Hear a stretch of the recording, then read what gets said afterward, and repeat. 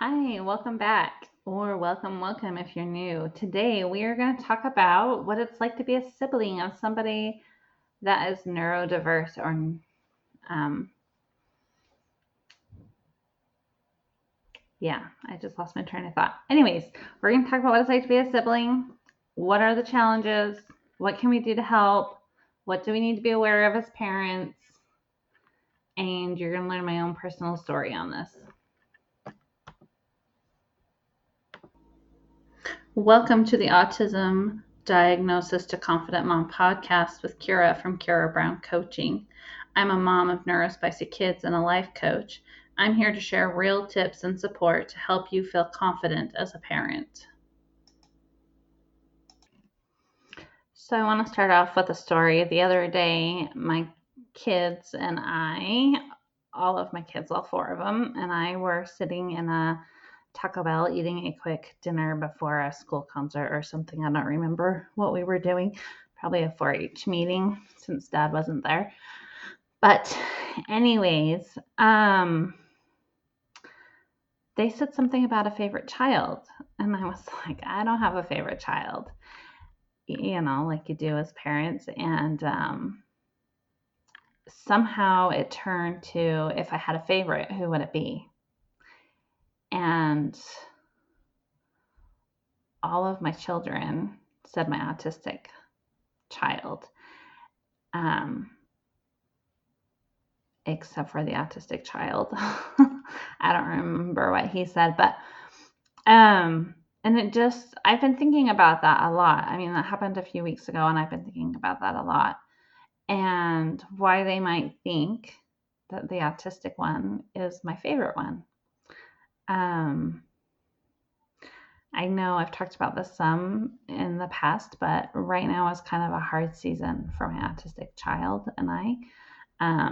We're having quite a few meltdowns and anger outbursts and different things, and it's requiring a lot of my time and energy. And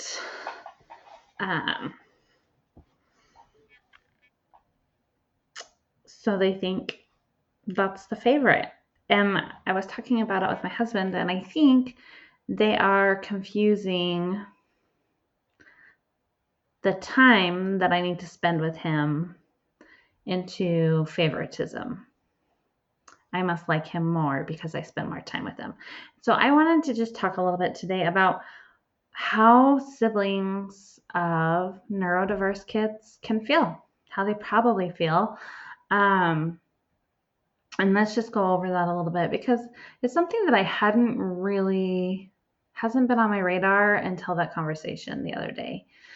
And I mean, in the past, I've noticed things like my oldest daughter can be the most impatient with them, but if somebody else says something to them, oh man, they're their biggest advocate, So I know there's some other things that go on in there too, but I hadn't really thought about this piece. And so I want to kind of flesh it out. If I'm being honest, maybe for my own sake, but maybe you will find something beneficial in this conversation as well. But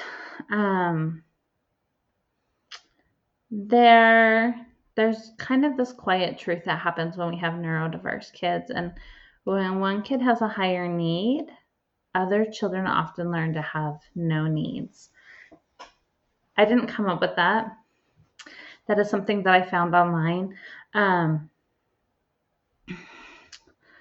But when I look at my kiddos, I see it. And it's makes me sad to think that I've played into this, but what happens? One kid's melting down, one kid needs help tying a shoe, and they're fine. So you help with the meltdown, and then you come back and tie the shoe, right? Like, before you know it, the one that needed his shoe tied has learned how to tie a shoe on his own. And so you're just grateful because, excuse me, because you didn't have enough hands to do it all.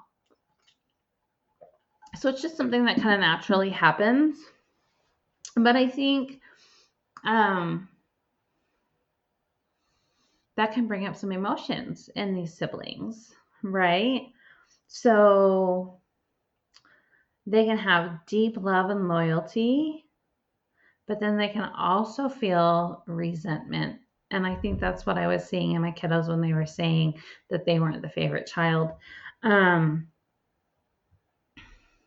they might have pride in their neurodiverse sibling, pride in what they're accomplishing and the things that they do, and but then they can have grief at the same time because their life isn't looking like they thought it would.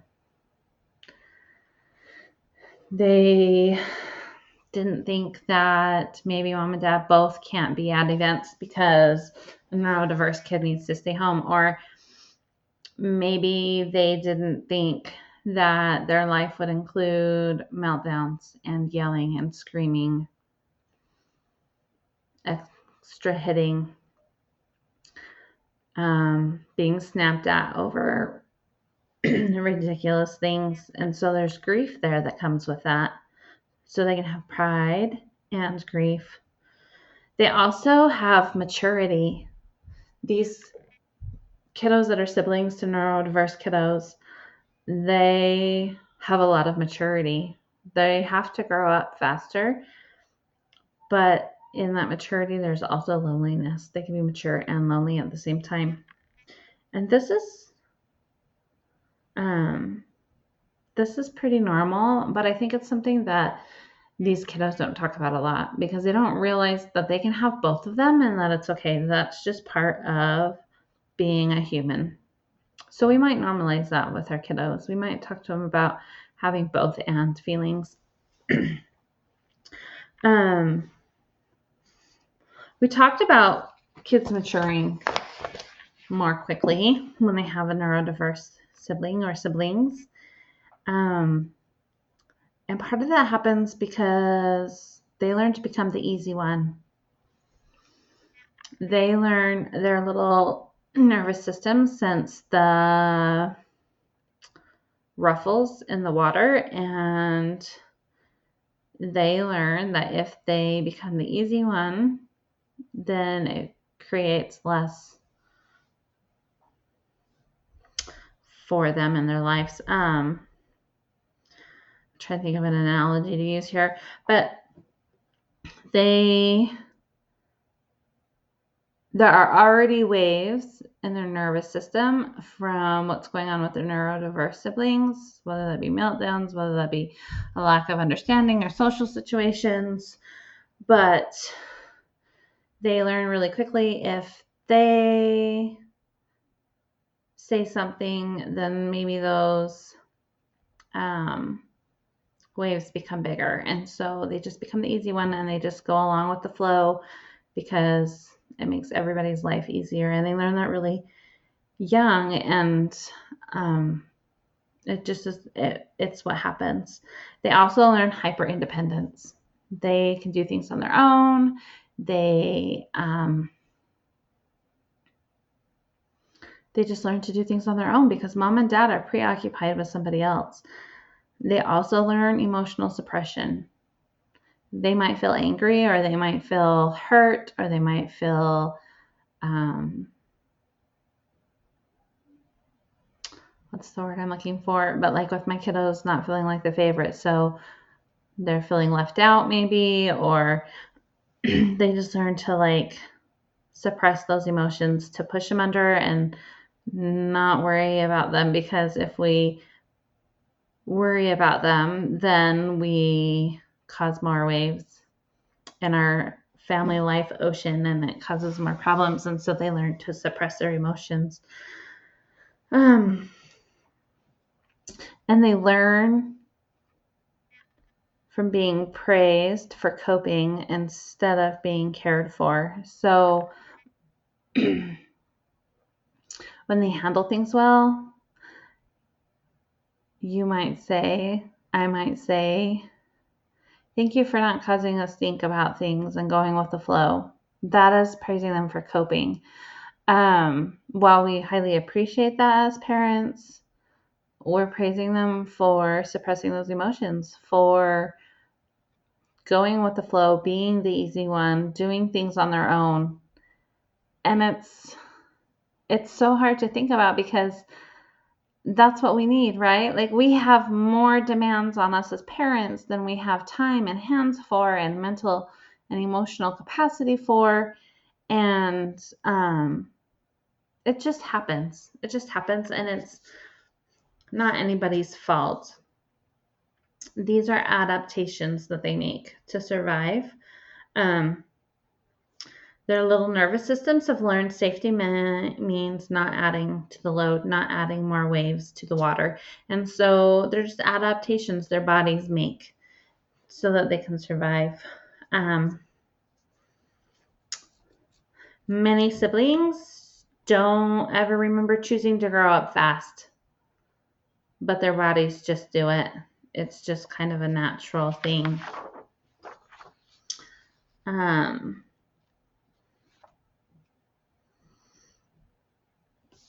Let's talk about some of the emotions they might feel.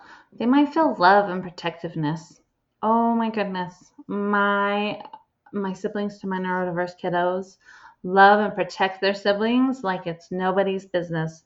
They are their best advocates. They come home and they're like, "Mom, this happened and the bus driver said this and that's not fair." And they have so much love and protectiveness for these kiddos.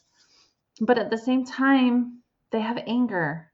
Why does everything revolve around my autistic sibling? Why does everything revolve around the ADHD sibling? And along with the anger, you can have jealousy. It's not fair. They can feel shame because they feel those things, because they feel jealous or anger, and then they feel shame. And then there can be some fear. What happens when my siblings are grown? What's going to happen to them? Am I going to have to raise them after mom and dad are gone? Am I going to have to take care of them? Are mom and dad going to have to take care of them? Are mom and dad not going to be around to be grandparents to my kids because they're busy taking care of them? There's all sorts of things that they can fear. But we just need to remind our kids, especially with the shame one, shame grows in the dark. So if we don't talk about these emotions, then that's when the shame grows. So if we'll talk it through with our children, then that can release the shame. That can put light on the shame, and the shame can't grow in the light. And we just need them to know that mixed emotions does not mean that they lack love for their siblings. It can be a both and. So, yeah. Anyways. And all of this happens because parents are in survival mode. You know what that's like. It's so hard. And their attention goes to the urgency and not equity. It isn't always equal or fair or I know for me when I have a kiddo having a meltdown and they're yelling and screaming and hitting themselves or throwing things, like I have to go to that, right? I can't allow that to happen in my home. I can't allow them to hurt themselves or to hurt others. And so it's urgency. And so the other siblings learn to deal with that. Because of that in our homes, our siblings' nervous systems become hypervigilant, over-responsible, tuned into others' emotions. They pick up on these things. They adapt to them. The chronic unpredictability in their lives, that means they start scanning for safety all the time. And kids learn roles to keep the system stable. It just happens. It's just part of the equation. So let's talk about what our siblings to neurodiverse kiddos actually need, but they don't usually ask for. They need permission to be mad and loving. They need one-on-one time that isn't earned by being good. They need adults who notice their effort, not just the absence of problems. I'm guilty of this. I will say, I can think of one child in particular. Thank you for not being a drama queen. It makes my life so much easier. That is me noticing an absence of problems and not noticing what she is trying to do. And they might need help with language for what they're carrying emotionally. They may not know the words to say and explain it. So we might need to do that. Some phrases we can offer are, you don't have to be okay for us. It's okay to not be okay. Or how about, you're allowed to need things too. And it's okay to stand up for yourself. You're allowed to need things and to stand up for yourself. We say that quite a bit at our house. You need to be polite and respectful in how you stand up for yourself, but you're allowed to need things and to ask for them. You don't have to understand everything. It's not your job to take care of everything and understand everything. That's mom and dad's job. And it doesn't fall on you. You don't have to do that.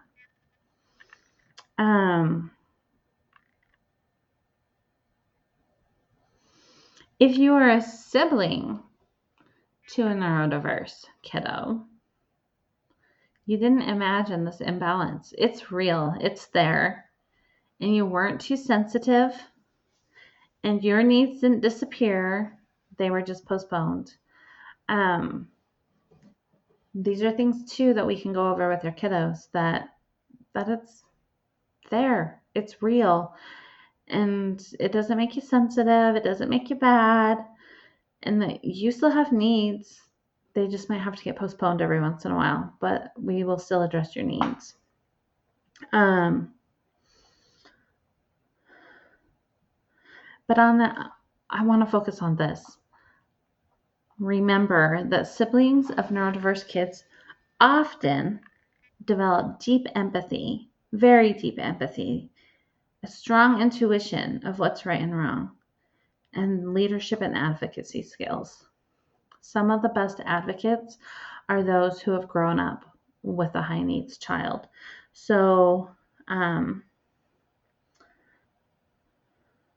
they shouldn't give up themselves for those strengths, but they are highly loving and caring people. It amazes me the love and caring that my neurotypical kiddos have, for the advocacy skills, for the love and the patience that they show their neurodiverse siblings. Am I saying they're always patient and kind? No. It's one of those both and things still.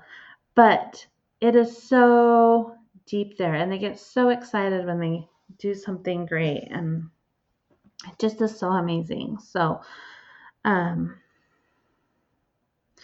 just remember, we are shaped by love and loss.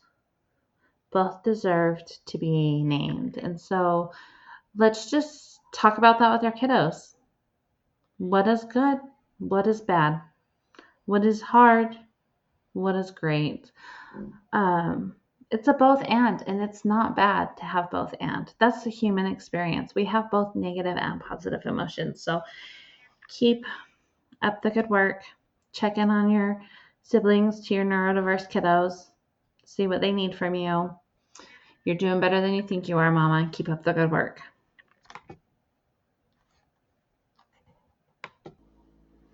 Thanks so much for listening to Autism Diagnosis to Confident Mom. If this episode helped you feel a little more seen or supported, please take a moment to like, follow, or subscribe to the podcast. And if you know another parent who needs to hear this, share it with them too. We're all in this together. You're doing better than you think, Mama. You've got this.